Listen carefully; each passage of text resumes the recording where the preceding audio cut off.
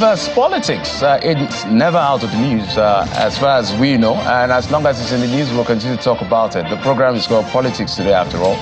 I'm being joined via Zoom by the governorship candidate of the Social Democratic Party in the last governorship election in Rivers State, Senator Magnus. Senator, thank you so much for coming on the program. Happy New Year to you and Happy New Year to Nigerians everywhere. It's another brand new year and we're looking forward with so much hope and excitement that things will be better this year, like our president has promised. Maybe let me just take that liberty before I jump into the Rivers issues. Just your impression of the president's speech in just maybe 1 minute. Well, in 1 minute, I will say that the president apparently read the mood of the nation right. And he has said a lot of things that Nigerians were really concerned about.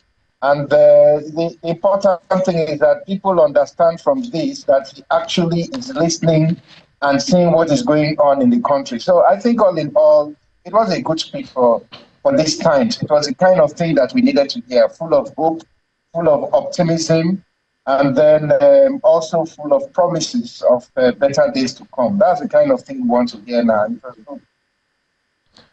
All right, Senator, so let's not go into the issue of Rivers politics. I know and I'm aware that you were ahead, literally, if I may say that. Due to this feud between the governor of Rivers State and his predecessor, the FCT minister, Nyesom Wike, we have seen things happen. One of the things we've seen is the withdrawal of suits by his political opponents. The first was the Labour Party candidate, Itubo Beatrice, withdrawing a suit against him, or a petition against him, if you will. And then the issue of I think it should be today, when Mr. Adumo Lulu Briggs also withdrew a suit which was instituted at the Supreme Court, challenging the victory of Governor Siminalayi Fubara. Now, you had told yourself so many months ago and you withdrew your petition. Now, the first question I want to find out from you, what does this mean for the mandate of Governor Siminalayi Fubara? First off, let's lay that foundation before we dig deep. Well, I think it's good news for the governor because if people who were contesting your mandate are voluntarily withdrawing their contest against your victory, then it means that the possibility of you losing in the courts is diminished by the fact that nobody is actually against you at that point. So I think that this is a reflection of the stand of some of these political parties on the current crisis in Rivers State. I don't think that they think it is in the interest of the state to continue to heat up the polity at a time when the governor appears to be under so much pressure. So I think it is their own contribution to trying to stabilize the polity. Let me take a quote from when you chose not to continue with your petition. You were quoted as saying, "It is the interest of our state so that we begin to reduce the bickering and confusion that is in our state in order to give all of us opportunity to be able to move forward with our lives. As at this time, the issues we have now, we're not there." Now, seeing what is happening, are you disappointed with the ruling party, given the sacrifice you made by just saying, okay, let's just let it be, elections have come and gone. But within the party that won, the state is in a crisis politically. Are you disappointed? I think disappointed would be, it will not exactly convey the feelings of either myself or the majority of Rivers people. I think saddened will be a more appropriate word, because what is happening now in the state puts the entire state in bad light. It brings back the whole emphasis that we should be having at this time due to the economic challenges that Nigerians are facing, even here in Rivers State. But because of the emphasis on politics that we have, all our resources, all our time, all our energy is consumed by what I would term as a needless political crisis. And the sad thing is that not a lot of people in the state actually understand what the point of contention or the bone of contention is in the midst of all this. A lot of people don't simply understand what is even causing the crisis or the problem, so to speak, but they have to live with it on a daily basis. I think it's quite sad. So let me ask, what do you make of this feud? Because I know you're a major stakeholder. However anyone wants to look at it, whether you're in the ruling party or not, you've served in government, you've been a lawmaker, you've seen as much as anyone who is in politics can see, and you were going into becoming the governor of the state. What do you really make of this particular feud between the governor? I'm talking about these two, the predecessor and his successor. What do you make of this feud if you were to make something out of it? Really, like I said, it's really quite sad. I think that since some of these things are personality clashes, some of them are based on the dynamics of the relationship that existed between the parties prior to the governorship. Because when you have a master-servant relationship and then all of a sudden the quote-unquote servant is now in a position of power, and you still want to maintain the relationship on the basis of those dynamics, there's bound to be conflict. And if these conflicts are not properly handled, and then you have all sorts of haymakers on the side whose economic and political fortunes are tied to the apron strings of one party or the other, there's bound to be a lot of confusion and crisis in such a situation. But what I know is that, like I said today, I think a lot of people may have underrated the governor. I think he's really quite smart when he has been able to navigate the issue so far. And I also think that he's listening to the president and trying to abide by the president's intervention was also a very smart move on his part. But given the dynamics of this kind of situation as it is ruled by, I don't think that the last has been heard from all the parties in this dispute as of yet, unless there is a genuine effort to handle this situation with maturity and dexterity. I think Rivers State is in for some rough days ahead, I must say. I don't think it's over yet. Which is why we're bringing it to the front burner, because I'm going to ask you questions on concerns about escalation. But before all of that, I want to find out from you, I did mention that you're a major stakeholder. Have you been able to reach out to maybe FCT Minister Nyesom Wike or the governor himself to be able to maybe see what you can do or even hear them out? I constantly ask the question, what exactly is the bone of contention between Governor Siminalayi Fubara and FCT Minister Nyesom Wike? A lot of people don't seem to know exactly what the case is. It looks like everybody's running around something. Nobody's actually pointing at it. You are a stakeholder in the state at a high level. What do you know? And what are they telling you? Have you reached out to any of them? Well, to be very honest, I don't think that at this stage it will make much sense for any third party to try to intervene uninvited. I think that the person who has the capacity and the ability to intervene outside of the judicial interpretation or the judicial intervention that will be inevitable in this kind of situation is the president, because the both parties voluntarily submitted to his intervention. So I don't think in this kind of situation it will make much sense for me to call either the minister or the governor and start asking them what is the problem. I am not in a position to bring them together for the simple reason that neither of the parties will listen to me if I try to. But I do think that the president's intervention, which was meant to bring the parties to what we as lawyers would call status quo ante bellum, that there are various positions before the beginning of the crisis, was a good place to start.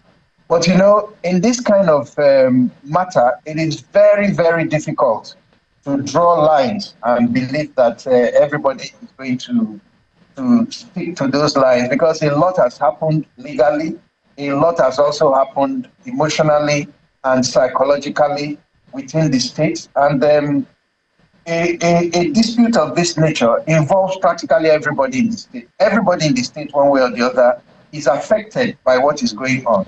So it is very difficult, even for the parties themselves, to just take one position and walk away with it. I think that a lot of maturity is needed, particularly on the part of the two main actors. People just have to, drop their egos and tempers and just allow things to just slide forward a bit, so that the River State can breathe and move forward. I think that is the best way that their actions can help.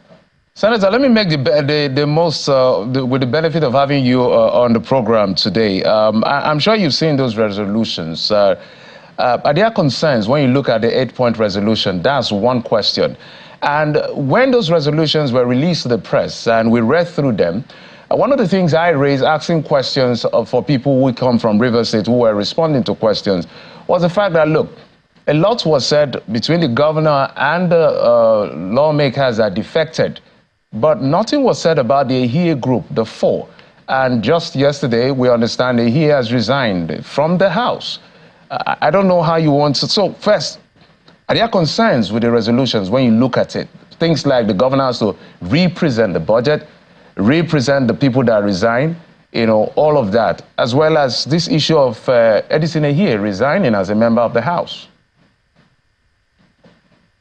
Well, to me, the resolution was something that was reached between parties. And a lot of the parties who were involved in the crisis were not actually party to that resolution, but their interest one way or the other was covered. For me, those who voluntarily resigned from the government had taken a position based, a lot of them said it was for personal reasons. They had sworn to uphold the Constitution and to serve the state, not an individual. Just on their own to walk away from that, and now they have been given the option of walking back, to literally lick up what they have thrown up. But that is their own personal decision. The 8-point resolution, discussing it at this point, is really neither here nor there. Like I said, there will be hitches in the implementation of those resolutions, because some of them are sub judice. Some of those issues are already being litigated by parties who are not party to those resolutions. But like I said, to me, what the president tried to do was to return the feuding parties to their position before the escalation of their disagreement. And they had voluntarily agreed to try to walk themselves back to that point. So I think it is something that will take a lot of doing. It will go even beyond the point of that 8-point resolution.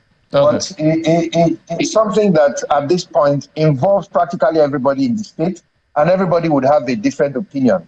But since the governor had signed on to it, and then the parties had signed on to it, I was saying today that when I was a commissioner in the state, we had a friend of mine, Odin Ajimogovia, who was the attorney general, and everybody kept saying he wasn't a politician. But when it came to time to pick the minister for the state, Odin became the minister for River State. And people were still saying he's not a politician, but he got the top job that all the politicians were looking for. So I think that the talk that the governor is not a politician is overtaken by the fact that he got the top job in the state as the governor. So people must give him the credit for however he managed to find himself as the governor of River State. It is not a small position. And I believe that one way or the other, God will give them the wisdom to walk through this situation as it is right now. All right. It's a very, very sad time. All right, Senator, yes. I know you're a lawyer, but I want to put you in a position. Two reasons. I don't know why. I know you said some things are sub judice, but I don't know what your interpretation of the lawmakers who defected, who are still in their house, who haven't, vacated their seats and all of that. I like your take on it. And the other part is, To avoid this escalating further, we're seeing posturing, grandstanding along, lines of ethnicity, upland versus, riverine and all of that. If this thing blows beyond this, the conversation is not going to be as civil as it is. So what do we do to stop this as quickly as possible? That's one question. Second is your position on the lawmakers that defected who are still in the House. Just, if you can do that for us in 1 minute, sir. Well, in 1 minute, like I said, the position of the lawmakers is being contested from different angles. What I was told is that their former party, the People's Democratic Party, is contesting their position. And by the terms of this agreement, the governor had agreed that they can stay in the APC at the present time. So in terms of the agreement, I think their position is secure for now. But there are outside forces who are not party to this agreement who will still contest that fact based on the constitutional provision. So I think that this is not over yet in a long shot. But like I said, what we need in the state is peace. And everybody has something they can do to contribute to giving us peace in the state so that Rivers people can at least begin to see the benefits of the dividends of democracy. Just 7 months after the last election, we don't need to begin to fight again 3 years before the next election. It just doesn't make sense to a lot of people. All right, thank you so much, Senator Magnus Abe, the senator who, I wanted to say, the governorship candidate of the SDP in the last election. I wish I had more time. I wanted to ask you about the story we heard on the Mossop saying they are ready for oil exploitation in the land again, but unfortunately we don't have the time. But I'm saying here that if it's possible, we'll bring you back and we'll get your commitment to come and talk about that, because that is your area and we'd like to know how that came about. But unfortunately, we don't have time. So thank you so much, Senator. Let me correct you a bit. Politically, I'm heading back to the APC. So that you should need to take cognizance of that as well. Oh, breaking news. Senator Magnus Abe is leaving the SDP, going back to the APC. Can you say that again for the record, sir? I said politically, I'm heading back to the APC. So you need to take cognizance of that. Thank you very much.